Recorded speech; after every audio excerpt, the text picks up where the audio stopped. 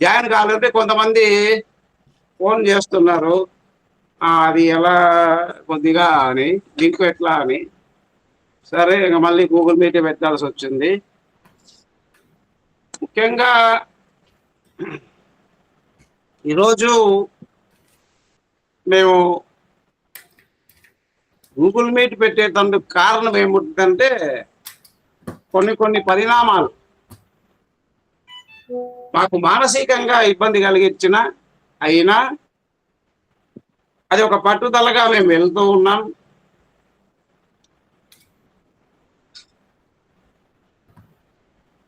పట్టుదలతోనే ఇంకా మేము ఒకటి చెప్పాం.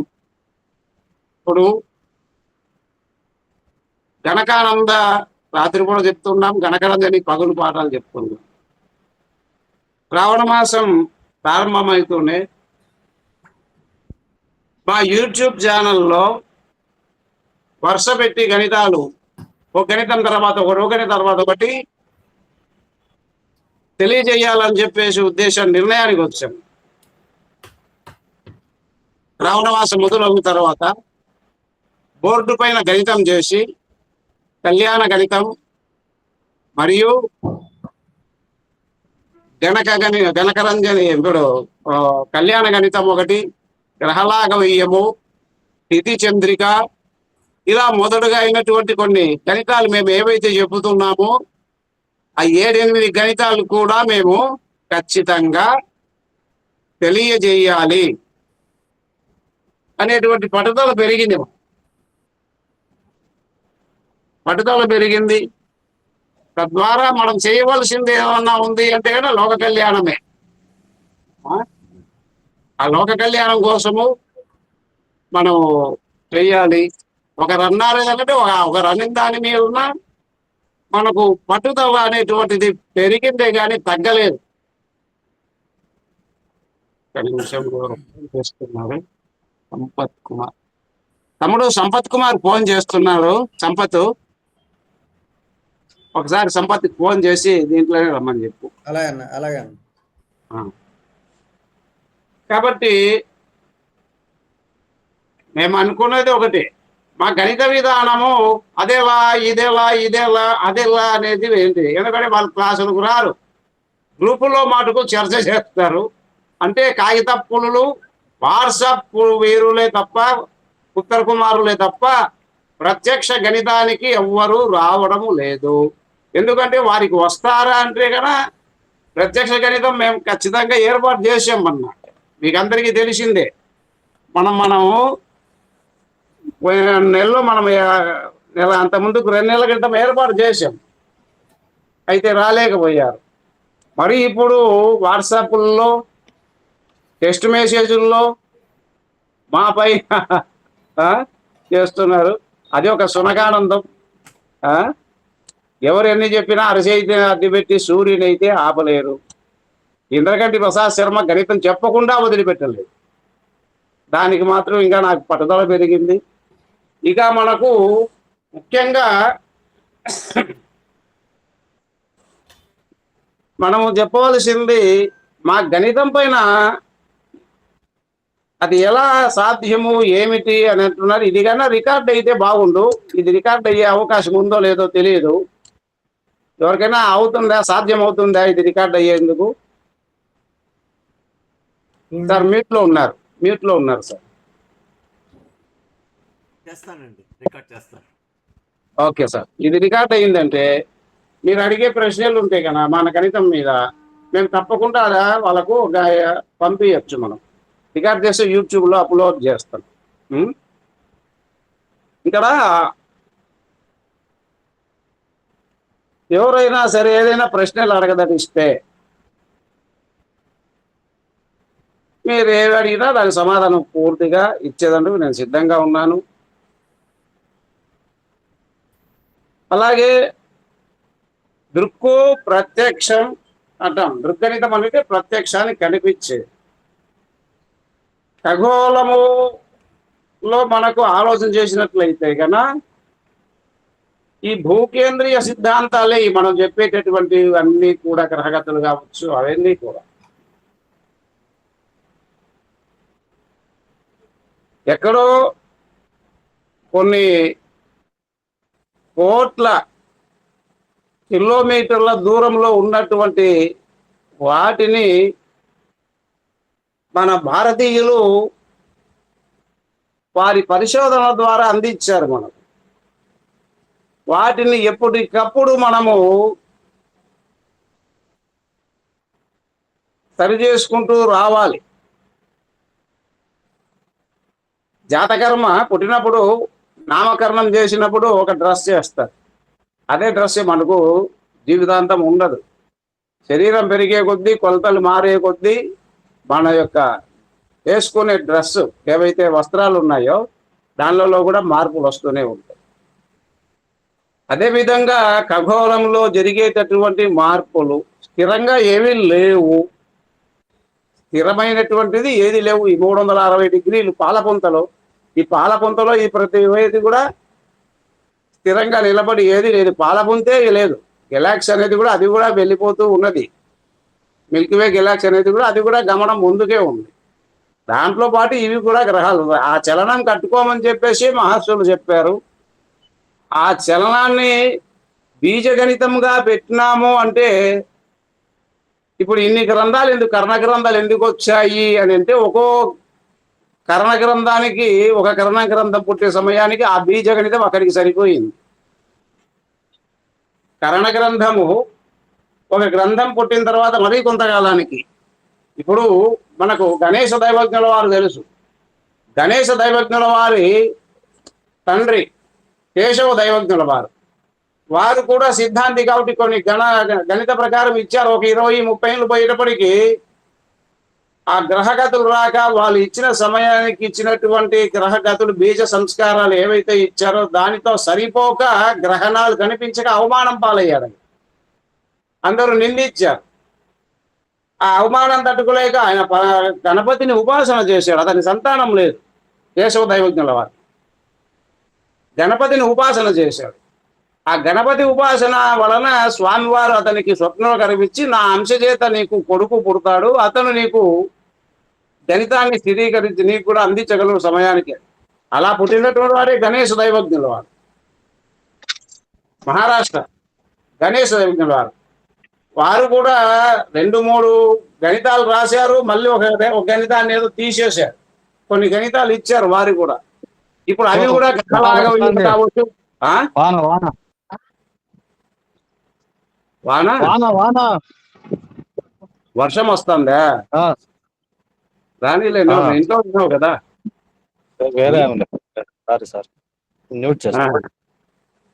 అక్కడ గణేశ దైవజ్ఞుల వారు ఇచ్చిన గణితం కూడా ఈ ప్రస్తుత కాలానికి కొంచెం గ్రహగతులు రావు. అలాగే మళ్ళీ గణకానందం వచ్చాయి, గణక రంజని ఉన్నాయి, చాలా గ్రంథాలు వచ్చాయి. నాకు తెలిసి సుమారుగా ఒక 10-12 గ్రంథాలు మనకు అందుబాటులో ఉన్నాయి. కొన్ని కోటకాలు అంటే ఎపిమెరీస్ కోష్టకాలతో ఉన్నాయి. కోష్టకము అని సంస్కృతంలో అంటారు, తెలుగులో అంటే పథకాలు అంటారు, ఇంగ్లీష్లో అంటే ఎపిమెరీస్ అనాలి. ఈ కళ్యాణ గణితము ఇవన్నీ కూడా కోష్టకాలు, ఎపిమెరీస్ పూర్వకంగా ఉండేటివి. అలాగే కొన్ని గ్రంథాలు మళ్ళీ తర్వాత మనకు అత్యంత సమీపంలో ఉన్నటువంటి గ్రంథం ఏదయ్యా అంటే వెంకటేష్ బాబురావు కేత్కార్ రచించినటువంటిది కేతకీ గణితం. ఆయన కుమారులు కూడా రచించారు కొన్ని. ఆయన కుమారులు ఇచ్చినటువంటి అవి కూడా కోష్టకమే. ఆ గణితం పేరు ఎవరికైనా గుర్తుందా?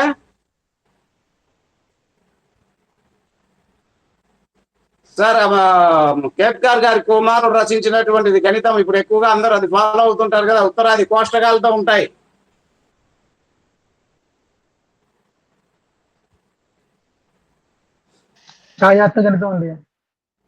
కాదు, చెప్పాలి సార్. ఏదన్నా గుర్తుందా? కేత్కార్ గారు ఇచ్చిన, ఇప్పుడు అందరూ సయార్క సంస్కృత వాళ్ళు కూడా అదే ఫాలో అవుతారని చెప్పారు. అయితే అది మనకు ఆ విధ వాళ్ళతో తెలియదు అది ఫాలో అవుతారా లేదా అని. కేత్కార్ గారి కుమారుడు లాఘవీయం కాదు, ఇంకా ఉంది. కోష్టకాలతో ఇచ్చారు.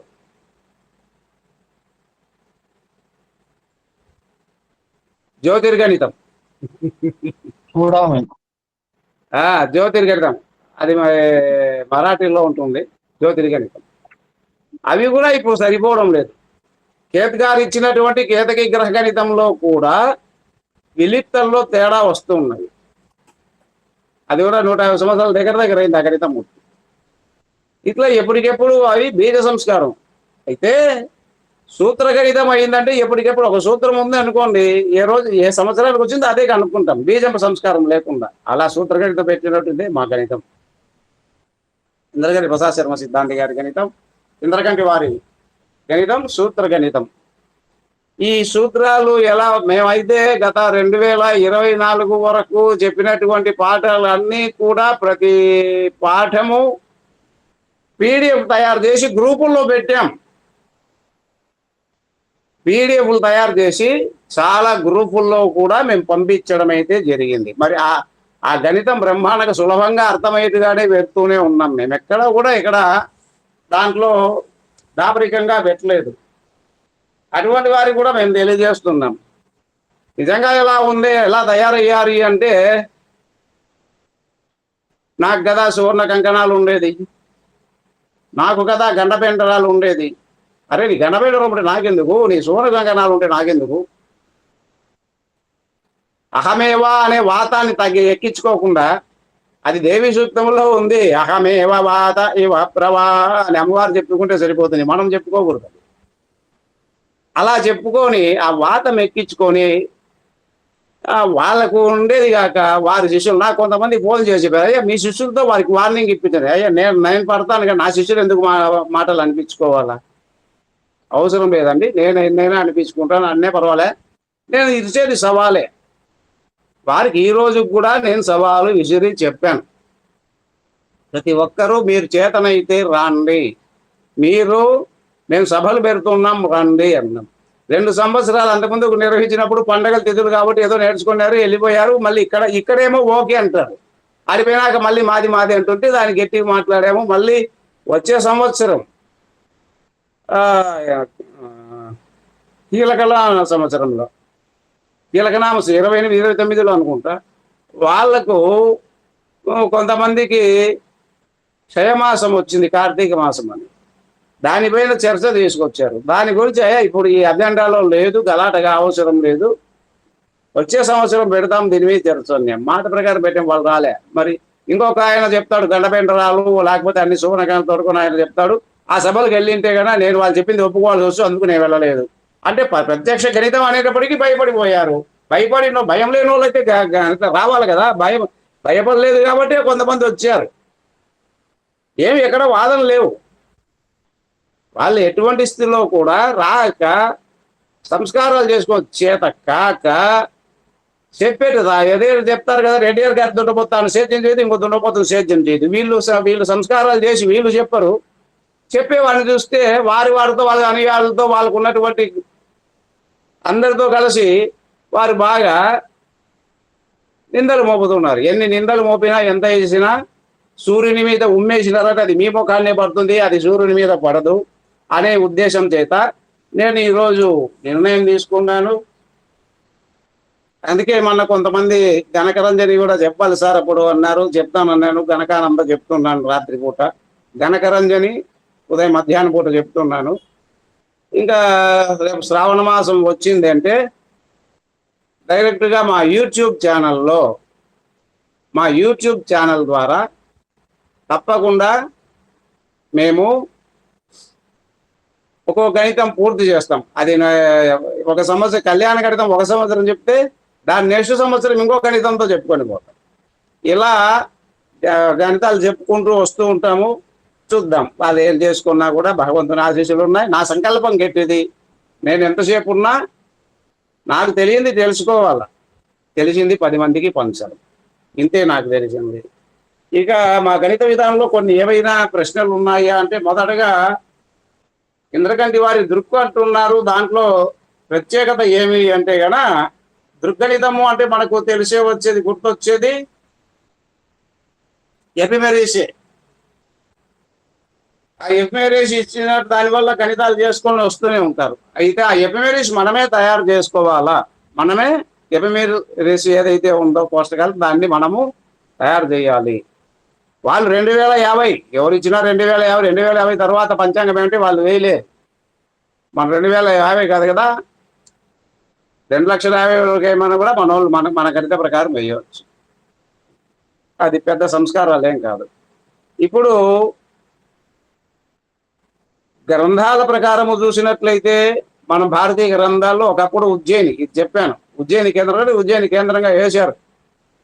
శూన్య అక్షాంశ రేఖాంశగా దాన్ని తీసుకున్నారు కాబట్టి మారింది. కాబట్టి డైరెక్ట్ మేము మా గణిత విధానంలో నేరుగా ఐఎస్టి రేఖకు గణితం చేస్తున్నాం. స్థానిక రేఖ, తూర్పు రేఖ నుంచి ఒక కడపకైనా వస్తుందా అని అంటే లేదు. మీరు ఏ ప్రాంతానికి చేసుకున్నా మీకు అందరికీ వస్తుంది. ఒక కడప ప్రాంతానికే కాదు, మీ స్థానికంగా మీకు ఉన్నటువంటి ప్రాంతం చేసుకున్నా కూడా అక్కడి నుంచి కూడా యోగసాధన చేసుకొని దేశాంతర బలం రవికి ప్లస్ ధనాత్మకం అని చెప్పాం. రవికి ధనాత్మకం ఎందుకు చేయాలి అని అంటారండి. ఇప్పుడు ప్రస్తుతానికి పాలపుంత అని అంటున్నాం, అంటే మిల్క్వే. ఈ మిల్క్వేలో సూర్యునితో పాటు తన సౌర కుటుంబం, అంటే తన చుట్టూ తిరిగేటువంటి గ్రహాలు అన్నిటినీ కూడా సూర్యుడు తీసుకొని వెళ్తూ ఉన్నాడు. ఉదాహరణకు ఇప్పుడు ఈ గ్లోబ్ ఉంది. ఈ గ్లోబ్లో ఇది భారతదేశం.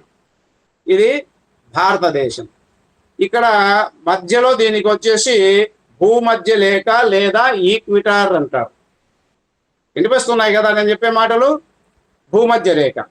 ఈ భూమధ్య రేఖకు దిగువ ఉండే ప్రాంతం అంతా కూడా దక్షిణార్ధ గోళం, ఇది ఉత్తరార్ధ గోళం.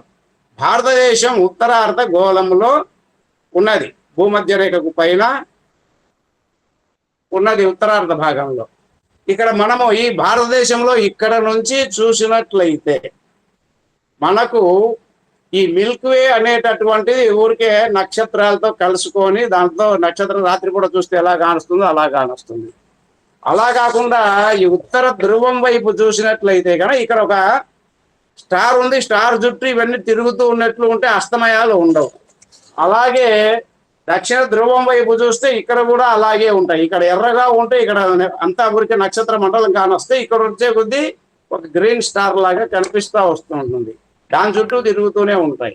ఇక్కడ మనకు ఈ భారతదేశంలో ఉత్తరార్ధ ధ్రువంలో నుంచి మనము చూసేదాని వల్ల, మనము ఉత్తరార్ధ ధ్రువం దగ్గర నుంచి పైకి చూస్తున్నాం, ఉత్తర ధ్రువం దగ్గర ఉంది కాబట్టి ఉత్తరార్ధ ధ్రువం నుంచి మనం చూసేదాని వల్ల ఈ మిల్క్వే గెలాక్సీ అనేటటువంటిది రిట్రోగ్రేడ్, అంటే వెనక్కు పోయినట్లు మనకు ఆనొస్తుంది. అందుకే మన గ్రంథాలన్నీ ఏం చెప్తాయి?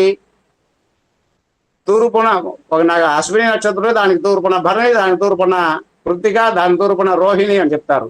మేషరాశి దానికి తూర్పున వృషభ రాశి, దానికి తూర్పున మిథున రాశి, ఇలా చెప్పుకొని వస్తారు. ఒక రాశికి ఒక రాశి తూర్పున. ఈ ఎందుకు?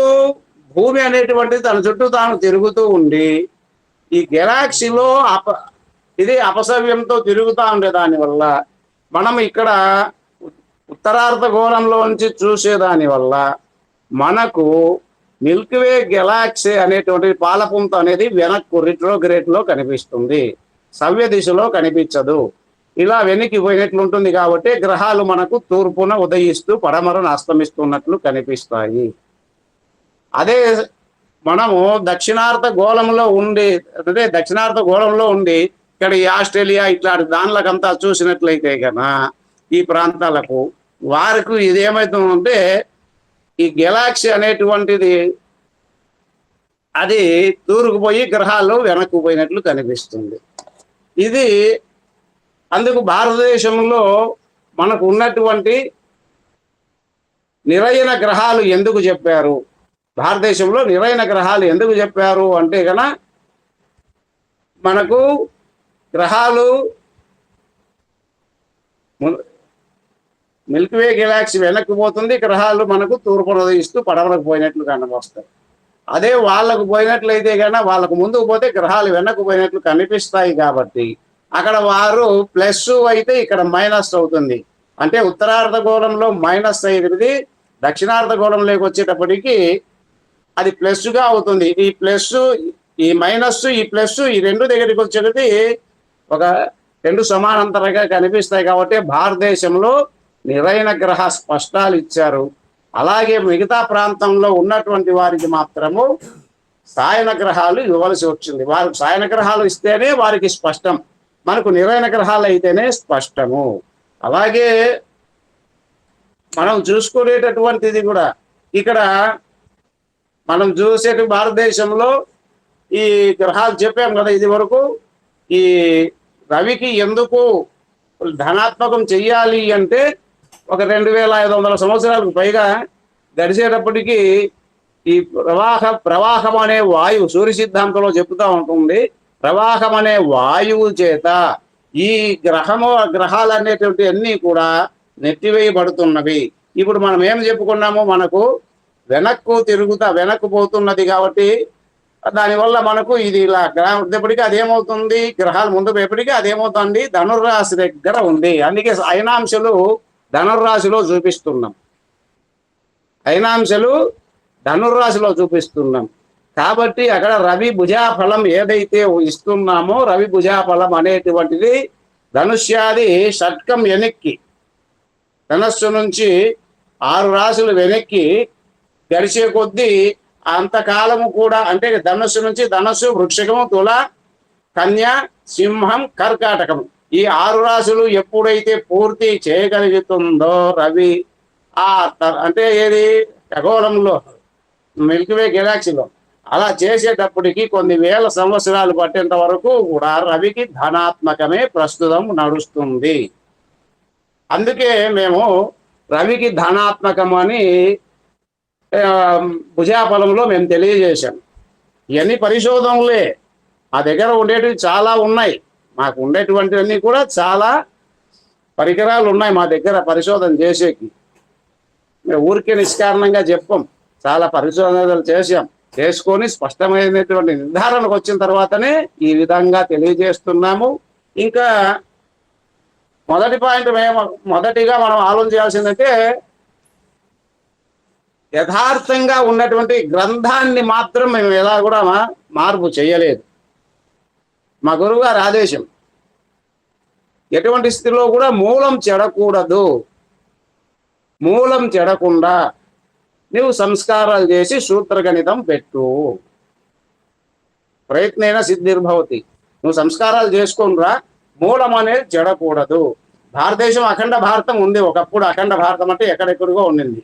ఇప్పుడు నేటి భారతదేశం అంటే ఓని ఒక 80 సంవత్సరాల క్రితం పైగా ఉన్నటువంటి, దాదాపు 90 ఏళ్ళు ఉన్నటువంటి వారికి ఇచ్చిన భారతదేశం మ్యాప్ ఏమంటే చేస్తాడు, ఎక్కడి నుంచి చేస్తారు, బంగ్లాదేశ్, పాకిస్తాన్ అని కలుపుకొనేసారు. మా మామగారు అంటే మా భార్యలు నాయన, మా బిడ్డని ఇచ్చిన మామగారు, ఆయన స్వాతంత్ర్య పూర్వమే పుట్టారు కాబట్టి ఆయన మ్యాప్ ఏమని ఇచ్చినామంటే మొత్తము ఏదైతే 1947 భారతదేశం విడిపోక ముందు ఉన్నదో ఆ విధంగా వేస్తుంది. విత్ పాకిస్తాన్, బంగ్లాదేశ్ కలుపుకొని ఇచ్చాడు ఆయన. అలా కాదు కదా మామ అంటే మళ్ళీ దాని పక్కన తీశాడు, ఇది ఇక్కడ పోయింది ఇక్కడ వెళ్ళిపోయింది అని. అంటే అక్కడ మనం చూసుకునేప్పటికీ మార్పు చెందింది. అలా చెందకుండా, మార్పు చెందకుండా మేమేం చేసామంటే మూలం యథాస్థితిగా ఉండేది మూలంగానే ఉండాలి. ఆ మూలంలో ఎలాంటిది కూడా మార్పు జరగకూడదు. కొంచెం చిన్న సంస్కారాలు మాత్రం అని చెప్పి ఏడాది పొడుగునా కష్టపడ్డాం. ఆ కష్టపడిన దానికి ఫలితంగా తీసుకొని వచ్చాము. ఎవరైనా చేయవచ్చు, కష్టపడచ్చు. కష్టపడిన తర్వాత మనం సాధన చేసి ఎదుటి వారిని మాట్లాడాలనే కానీ సాధన చేయకుండా ఎదుటి వారిని విమర్శిస్తున్నారు అంటే అది ఒక ఈర్ష్య, అసూయ పరులే అనేది అర్థమవుతా ఉంది. అటువంటి వారికి మా గణితంతోనే సమాధానం చెప్తాము, గణితము ద్వారానే వారి నోటికి తాళాలు వేయిస్తామని చెబుతున్నాను. స్వస్తి. ఇంకా మీకు ఏమైనా అడగదలిచినవి ఉంటే కన్నా సమాధానం ఖచ్చితంగా నేను అందిస్తాను నాకు తెలిసినంత వరకు.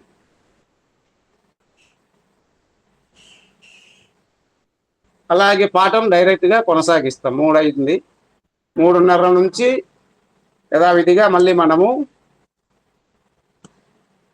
గణకరంజని పాఠం మొదలు పెట్టుకుంటాం.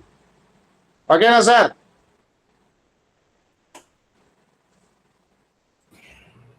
హలో. సరేనండి. గురుగారు గణకరంజన్కి మనకు నిన్న మొన్న పెట్టిన లింక్ పెట్టానండి. ఆ లింక్ లో జాయిన్ అవుతారు ఎవరైనా జాయిన్ అవ్వని వాళ్ళు ఉంటే. అది మీ గ్రూప్ లో పెట్టండి, ఆ విధంగానే పెట్టండి, ఆ లింక్ లోనే పెడతాము. పెట్టేశాను గురు. ఇప్పుడు పెట్టేశాను. ఇంద్రకంటి వారి దృక్కే మృద అంటారు కాబట్టి పూర్తిగా నేను చెప్పుకొని వచ్చేదానికోసం చాలా మందికి ఇది లైవ్ ఏమో నేను ఇచ్చాను కానీ జాయిన్ కావడం అది మిగతా వాళ్ళ కాక మళ్ళీ సరే అని చెప్పి మాధవ్ అయితే నా యూట్యూబ్ లో ఉంది, 2 లైవ్లు వచ్చాయి, 2 చిన్నవి లైవ్ పెడితే మీరు మళ్ళీ ఫోన్ చేస్తే సరేలే జాయిన్ ఇబ్బంది ఏమని మళ్ళీ దీనిగా ఇచ్చాను. ఓకే, అందరికీ నమస్కారాలు. నమస్కారం సార్ 3:30కి అందరూ కలుస్తాము. మేము ఏమన్నా ఎక్కువ మాట్లాడితే అన్యథా భావించవద్దండి. మా మీద వచ్చిన నిందలు ఏవైతే ఉన్నాయో దాన్ని తొలగించుకునే దానికే మేము ఈ విధంగా లైవ్ లో తెలియజేయాలనుకున్నాము. ఒక నిర్ణయాన్ని కూడా వచ్చాం. రోజు గణితం చేసి ఆ గణితం చేసి మా తమ్ముడికి మాధవ్ శర్మ వారికి పంపించినా అంటే మాధవ్కి పంపించినా అంటే ఆయన ఎడిట్ చేసి బాగా thumbnail పెట్టి గ్రూప్ లో ఆయనకు పర్మిషన్ ఇచ్చాను. మాధవ్ గారికి గత సెప్టెంబర్ నెల నుంచి అతనికి పర్మిషన్ ఇచ్చాను. కాబట్టి ఇవన్నీ కూడా వచ్చే శ్రావణ మాసం నుంచి నాకు ఓపిక ఉన్న సమయాలను బట్టి తప్పకుండా ఇప్పుడు చెప్పాను, కళ్యాణ గణితం బోర్డు మీద చేసి చెప్తాను, గణకరంజని మధ్యాహ్నం 3 గంటలకు చెప్తాను, గణకానంద రాత్రి 8:30కు చెప్తాను. నేర్చుకునే వారికి నేర్చుకున్నంత అవకాశము నేను కల్పిస్తున్నాను. నమస్కారాలు. నమస్కారం.